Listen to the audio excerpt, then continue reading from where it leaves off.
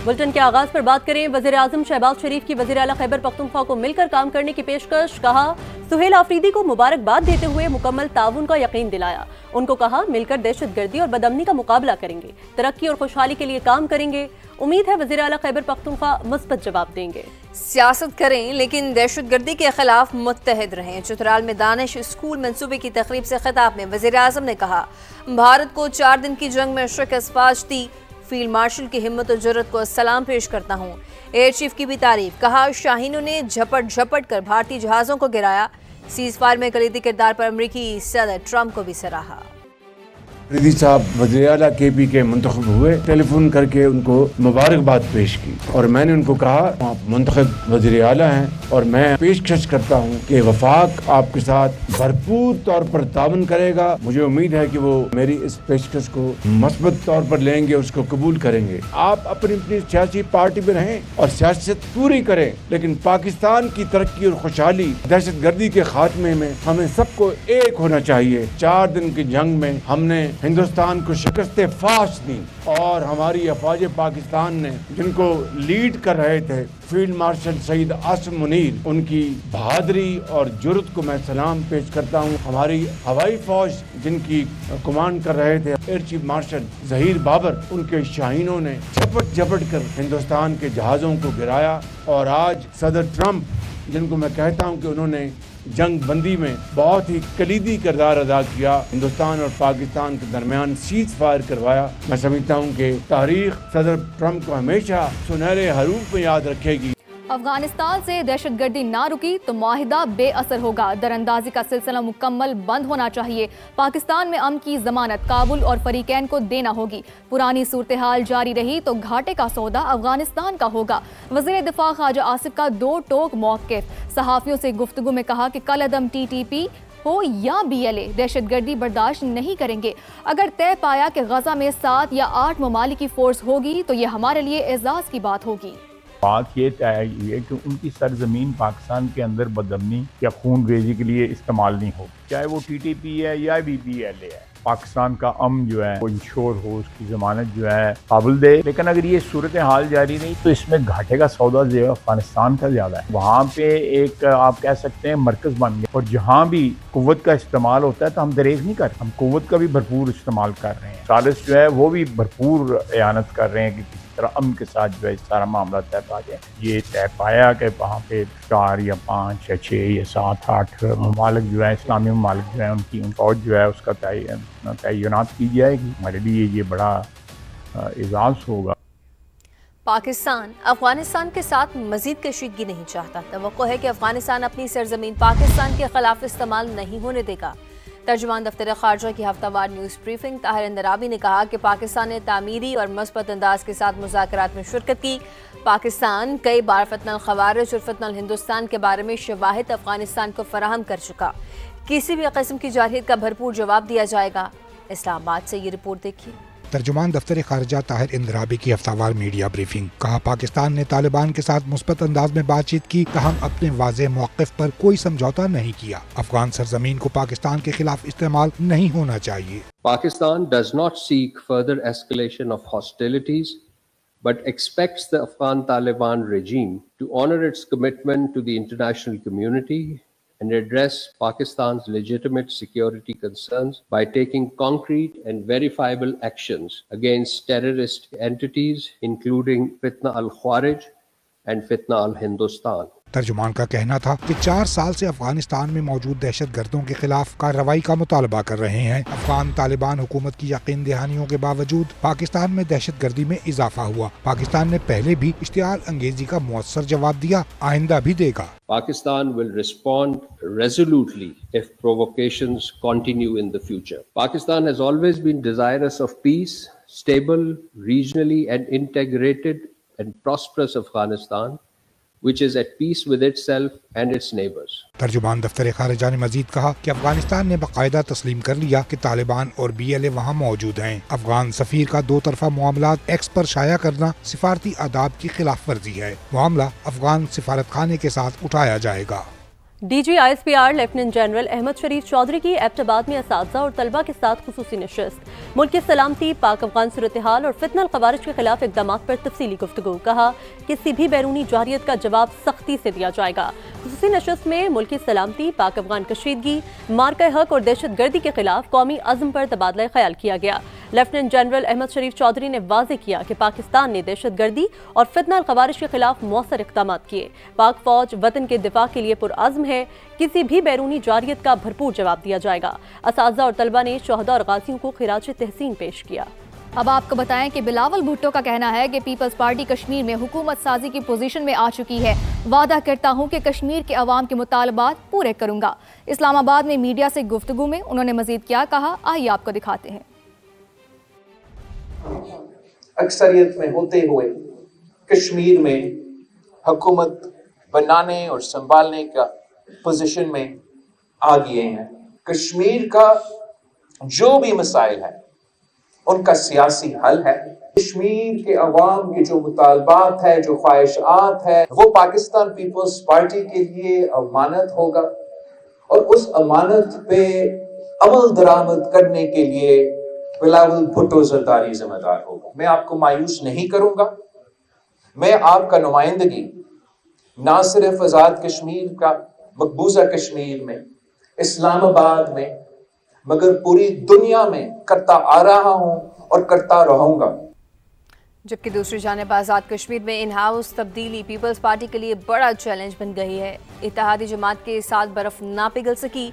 नून league क़बल इस वक्त इंतखाबात कराने पर डट गई है। पीपल्स पार्टी का असम्बली की मुद्दत मुकम्मल करने और नून लीग को हुकूमत में शामिल करने पर इसरार।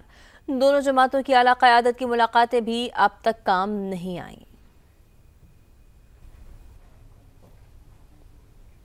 वज़ीर आला पंजाब मरीम नवाज की ज़ेर सदारत अमन अमान पर मुसलसल 7वां गैर मामूली इजलास। अमन अमान से मुतालिक सख्त और फौरी इक़दाम का फैसला।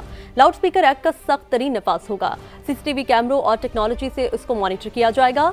पंजाब हुकूमत के मुताबिक किसी जमात या शख्स को भी लाउड स्पीकर इस्तेमाल करने की इजाज़त नहीं होगी। नफरत या इश्तियाल अंगेज़ी फैलाने वाले अब कानून के कटहरे में होंगे।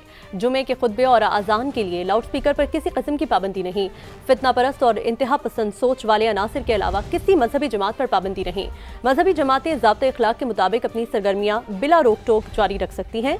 मजहबी हमाहंगी में मुआवन जमातों को पंजाब हुकूमत मुकम्मल सरपरस्ती करेगी। वज़ीर आला मरीम नवाज ने 65,000 से ज़ायद आइमा कराम के वज़ाइफ के लिए जल्द इक़दाम की हिदायत की। पंजाब में गैर कानूनी असलहा रखने या छुपाने वालों के खिलाफ सख्त कार्रवाई होगी। सोशल मीडिया पर नफरत, झूठ, इश्तियाल फैलाने वालों के खिलाफ पैका एक्ट के तहत कार्रवाई होगी। डिजिटल प्लेटफॉर्म्स पर नफरत अंगेज मवाद की निगरानी के लिए स्पेशल यूनिट्स फाल कर दिए गए।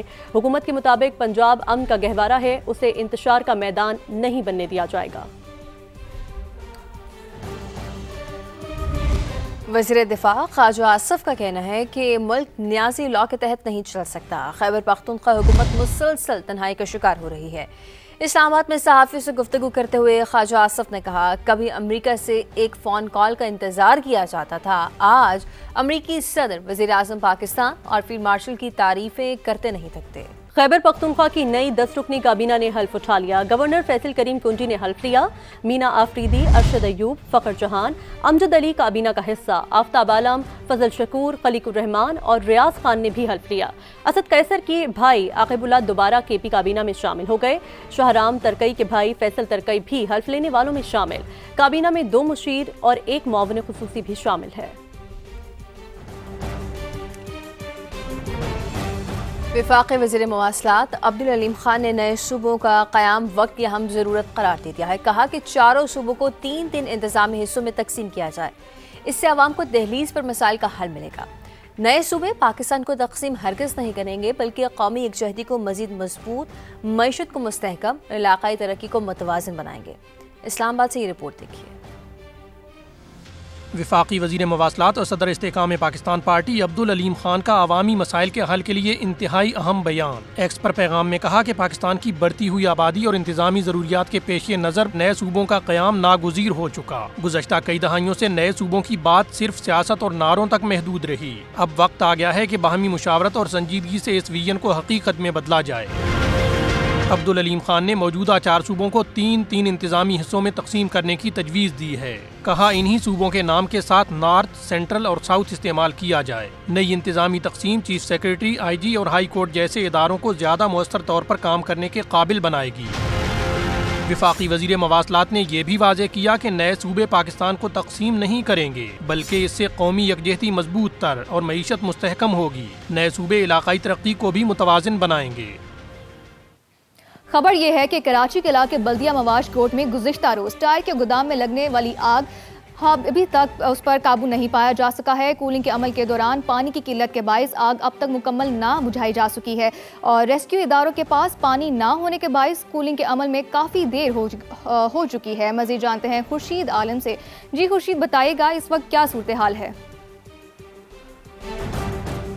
देखिए, तकरीबन 3 से 4 घंटे का वक्त है जिसकी वजह से ये कूलिंग का अमल जो है वो रुका हुआ है और आग पर काबू नहीं पाया जा सका। 27 घंटे से ज़्यादा का वक्त गुजरने के बाद हाँ, फायर ब्रिगेड को ये कामयाबी ज़रूर मिली है कि जो शोले 40 फुट ऊंचे थे उनको कम करके अब 4 फुट कर दिया गया। लेकिन पानी अगर होता तो शायद कूलिंग का अमल मज़ीद आगे जा सकता था। तकरीबन 11 से 12 एकड़ रकबे पर टायर का गोदाम है, रिसाइकिल टायर हैं, रबर है और दीगर अशिया जिसमें आग अभी भी लगी हुई है। और फायर ब्रिगेड हुकाम का यही कहना है कि इस पर काबू पाने में अभी कई घंटे लग सकते हैं। पानी की कमी की वजह से सबसे ज़्यादा तातुल का शिकार हुआ। ये ऑपरेशन 4 घंटे का अरसा हो चुका है। गुज़िश्ता रोज़ भी फायर ब्रिगेड की 10 से ज़ायद गाड़ियों ने हिस्सा लिया था। 2 स्नार्कल थी, 1 वाटर बाउज़र था, इस पर 1112 की गाड़ियाँ भी मौजूद थीं। इस वक्त भी 10 गाड़ियाँ मौजूद हैं, लेकिन पानी न होने की वजह से ऑपरेशन रुका हुआ कूलिंग का। और फायर ब्रिगेड हुकाम को तवक्को है कि जल्द से जल्द टैंकर उन तक पहुँचेंगे और वो नॉन स्टॉप अपनी कूलिंग की कार्रवाई शुरू करेंगे। लेकिन इसमें भी मज़ीद कई घंटे लग सकते हैं और हो सकता है कि सुबह हो जाए इस कूलिंग के अमल में, अगर पानी बर वक्त मिल जाता है तो। जी, बहुत शुक्रिया हमें अपडेट करने का। पंजाब में बल्दियाती इंतखाबात ताख़ीर का शिकार। पंजाब हुकूमत की मज़ीद वक्त देने की दरख्वास्त मंजूर हो गई। इलेक्शन कमीशन ने 10 जनवरी 2026 तक मुसद्दक़ा नक्शे जमा कराने की मोहलत दे दी है। यूनियन काउंसिल्स की तादाद के नोटिफिकेशन के लिए 31 दिसंबर की डेडलाइन मुकर्रर। चीफ इलेक्शन कमीशन ने कहा कि मुकर्ररा तारीखों तक तमाम काम हर सूरत मुकम्मल किया जाए। रिपोर्ट करेंगे उस्मान जावेद।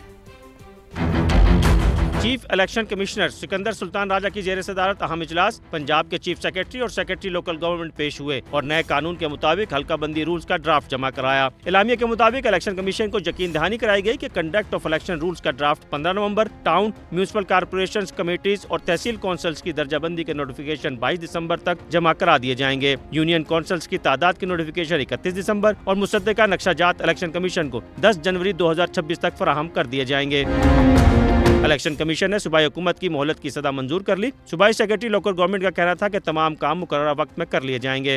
बहुत सारी अप्रूवल गवर्नमेंट से दरकार है, हमने रिक्वेस्ट की है इलेक्शन कमीशन से कि हमें उसमें थोड़ा सा टाइम दे दें, तो उन्होंने उससे एग्री किया। डीलिमिटेशन का प्रोसेस जो इलेक्शन कमीशन ने करना है, जब वो मुकम्मल होगा उसके बाद इलेक्शन का टाइम फ्रेम आएगा। चीफ इलेक्शन कमिश्नर ने सूबाई चीफ सेक्रेटरी पर जोर दिया कि तजवीज करदा शेड्यूल के मुताबिक तमाम काम हर सूरत मुकम्मल किए जाएं ताकि इलेक्शन कमीशन हल्का बंदियों का काम शुरू कर सके। पंजाब असम्बली में मकामी हुकूमतों के आइनी तहफ़्फ़ुज़ की करारदाद मंजूर। आइन में नया बाब मकामी हुकूमतें शामिल करने की तजवीज़। आर्टिकल 140A में तरमीम और मकामी हुकूमतों को सूबाई हुकूमत के असर से आज़ाद करने का मुतालबा। करारदाद में कहा गया कि बार बार मकामी हुकूमतें तहलील करने से अवामी खिदमत और जमहूरी अमल मुतासिर हुआ। तफसीलात ब्यूरो चीफ समा लाहौर ज़िशान बख्श की रिपोर्ट में देखिए। मुकामी हुकूमतों को आइनी तहफ़्फ़ुज़ देने से मुताल्लिक मुस्लिम लीग नून के रुकन पंजाब असम्बली अहमद इकबाल और पीपल्स पार्टी के अली हैदर गिलानी की करारदाद पंजाब असम्बली से मंजूर। आइन में नया बाब मुकामी हुकूमतें शामिल करने की तजवीज़। करारदाद कौमी असम्बली और सेनेट को अरसाल। करारदाद में कहा गया है कि आइन का आर्टिकल 140A मुकामी हुकूमतों के क़याम और इख्तियारात का निज़ाम कायम करने का तकाजा करता है, लेकिन पाकिस्तान में बल्दियाती निज़ाम को तसलसल और खुद मुख्तारी नहीं मिल सकी। करारदाद में मजीद कहा गया है कि बल्दियाती इदारों के इंतखाबात इनकी मुद्दत पूरी होने या तहलील होने के 90 दिन के अंदर करा दिए जाएं। नताइज के 21 रोज के अंदर मुंतखब इदारे इजलास बुलाने के पाबंद हों, जबकि बल्दियाती कवानीन में तरमीम सिर्फ 2/3 अक्सरियत से ही मुमकिन हो।